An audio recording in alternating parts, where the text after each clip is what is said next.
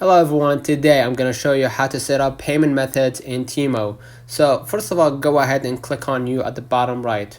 Okay, now what you're going to do, you're going to just go ahead and click the settings gear at the top right, and you're going to see your payment method, right? Go ahead and click on it, and as you can see, you can add your credit or debit card or any other payment method, PayPal or American Express, whatever it might be, or MasterCard. You can guarantee that Temu will protect your card information, all right?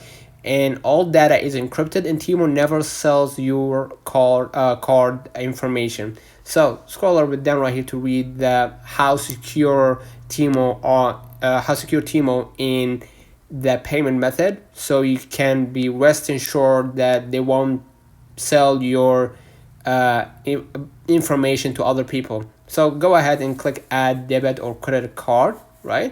And you're gonna start adding your payment method from here in the billing address, of course, right? If you want to edit the address, you can add a new address from here, okay, by clicking edit on the billing address. So basically that's it. Now you can use that payment to pay for your products at checkout. So let me know in the comments if this video helped you. Don't forget to like and subscribe, and catch you next time.